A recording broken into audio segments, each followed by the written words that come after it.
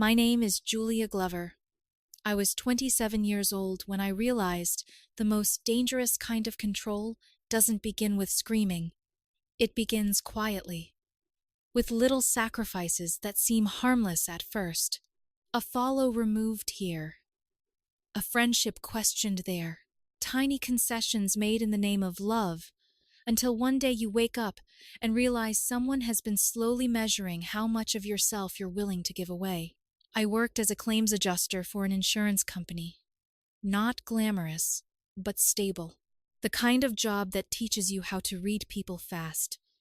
You learn to spot exaggeration, manipulation, half-truths hidden inside emotional performances, which made what happened in my own apartment feel almost humiliating, because somehow I missed every warning sign. My cousin Carter and I were 11 months apart. Our mothers were sisters. We grew up on the same street, went to the same schools from kindergarten through senior year, spent summers chasing lightning bugs behind our grandparents' house until midnight. He wasn't just family. He was woven into every important memory of my life. When my father left when I was 13, Carter was the one sitting beside me on my porch steps while I tried not to cry loud enough for my mother to hear. When his college girlfriend cheated on him, I drove 3 hours with cold fries and gas station coffee just so he wouldn't spend the night alone. That was us. Not romantic, not complicated, just permanent. Then there was my boyfriend, Adrian. We'd been together about 14 months when everything cracked open. At first, Adrian felt safe, charming, focused. The kind of man who remembered little details about me. My coffee order, my favorite songs, the way I hated thunderstorms but loved the smell after rain. But around month 6, tiny things started changing. He didn't like me texting male coworkers outside office hours. He asked why an old male classmate still followed me on Instagram. One night he casually said, "I just think some guys keep connections alive hoping for opportunities later." At the time, I laughed it off. Then he asked me to unfollow a guy I'd gone to high school with because he liked too many selfies. It felt silly, meaningless, so I did it. That was my first mistake, because every unreasonable demand becomes easier after the first yes. The real obsession started because of Carter. Carter posted an old throwback photo of us from when we were 16. We were standing by a lake sunburned beyond belief, both making hideous faces at the camera, totally innocent. Adrian stared at the picture longer than normal.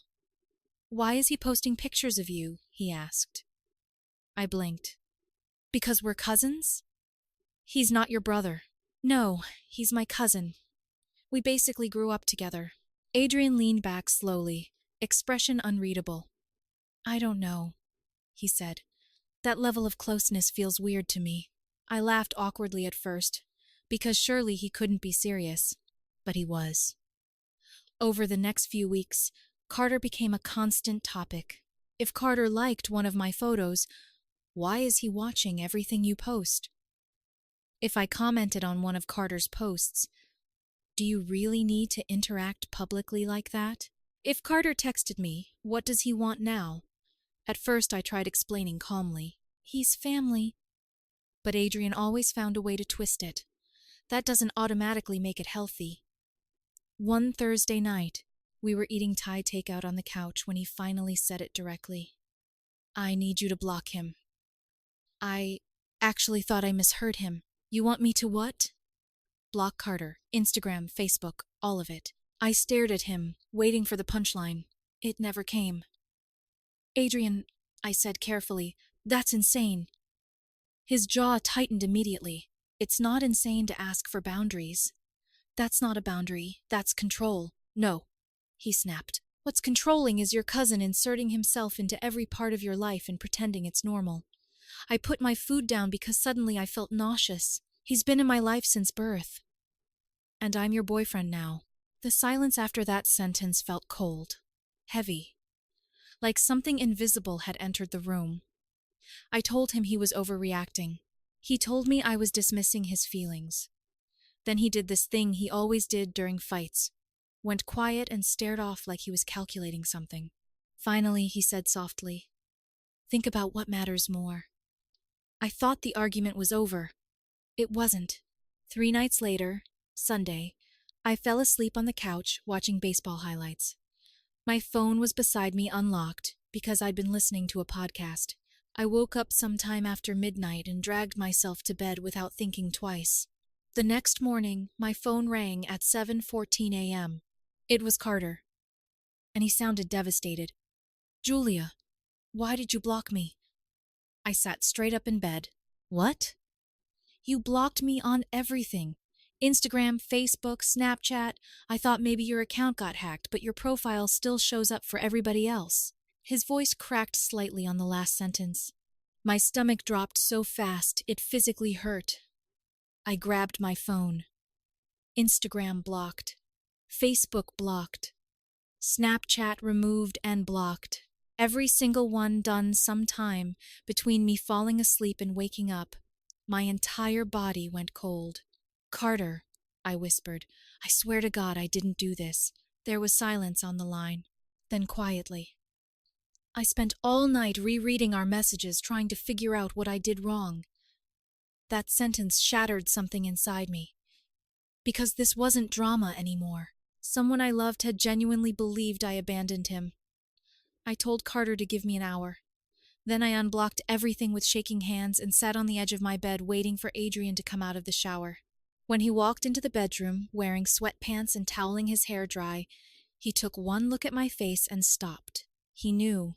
"You went through my phone," I said. He didn't even deny it. "I did what you were too weak to do yourself." I actually laughed from disbelief. "You blocked my cousin while I was asleep. You left me no choice." "No choice?"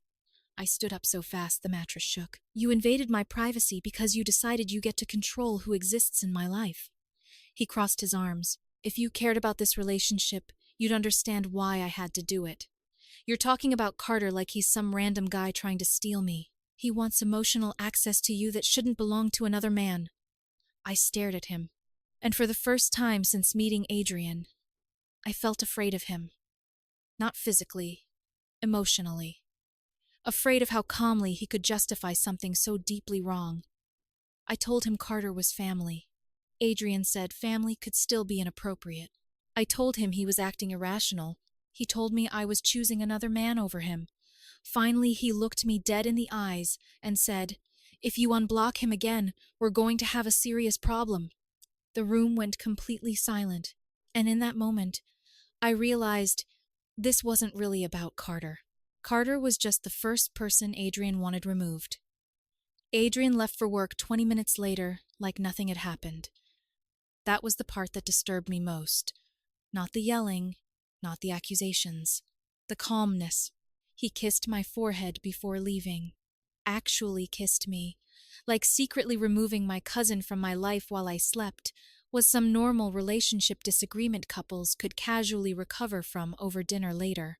The second the apartment door shut behind him, I felt like I could finally breathe again. I called Carter immediately. He answered on the first ring. "You okay?" he asked softly. That almost broke me, because he sounded more worried about me than himself.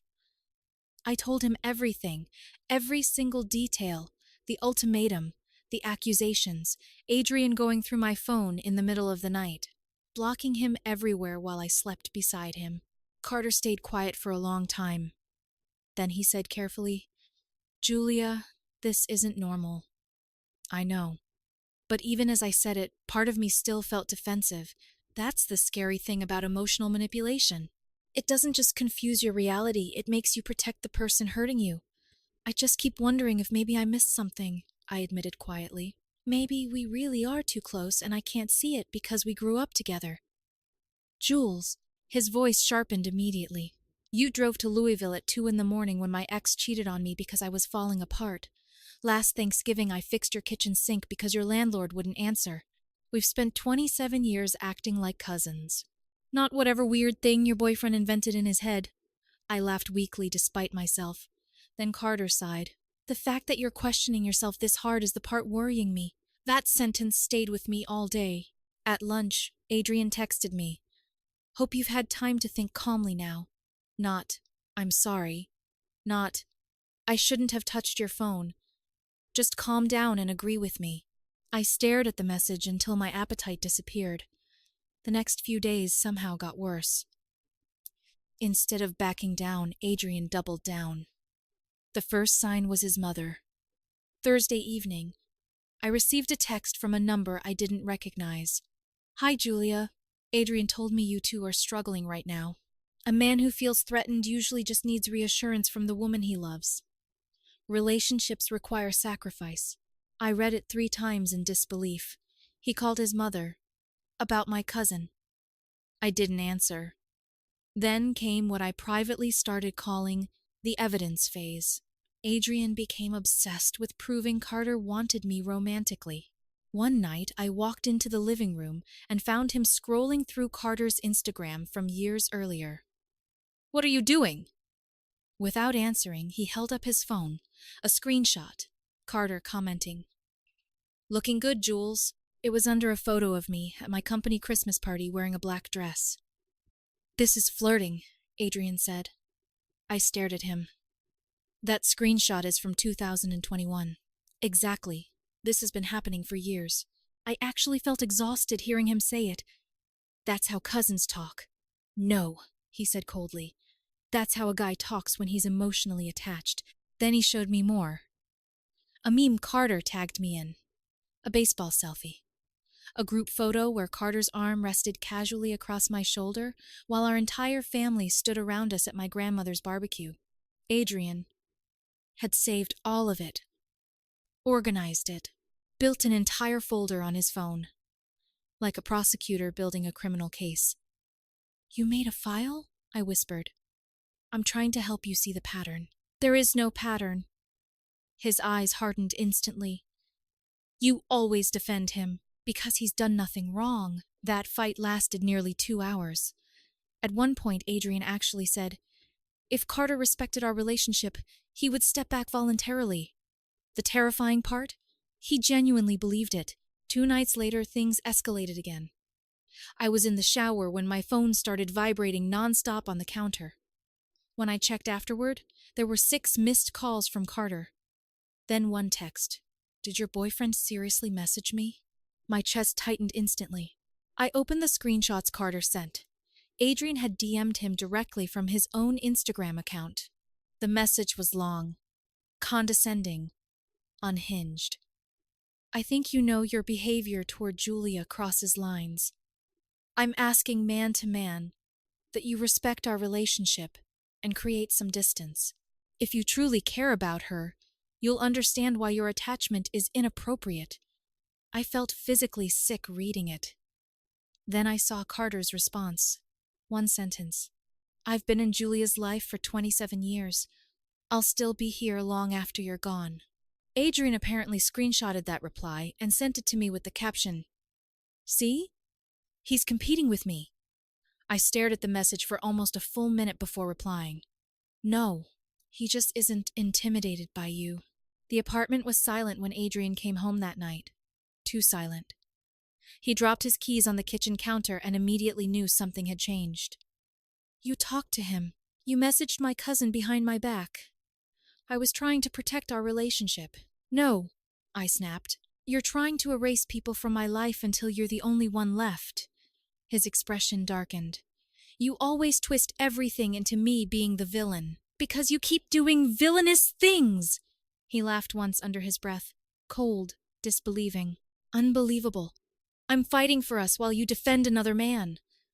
That was the moment something inside me finally cracked. Not shattered dramatically. Not explosively. Just broke quietly. Because I suddenly saw the future. Me, slowly losing friends. Explaining away behavior. Avoiding conflict by giving in. Cutting pieces off myself to keep him comfortable. And one day waking up isolated. Alone, except for him. My mother called the next afternoon. Sweetheart, she began carefully. Adrian contacted me. I closed my eyes immediately. Of course he did. He said he's worried about your relationship with Carter. She continued, sounding deeply confused. Julia, what on earth is going on?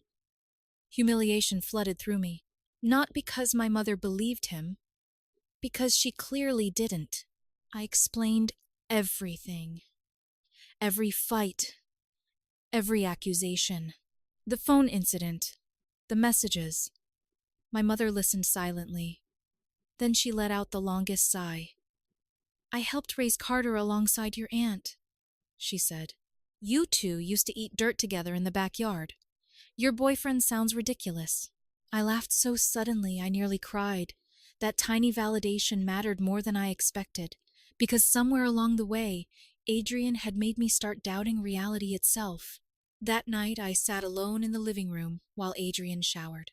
And for the first time, I admitted the truth. I was no longer trying to save the relationship. I was trying to survive it.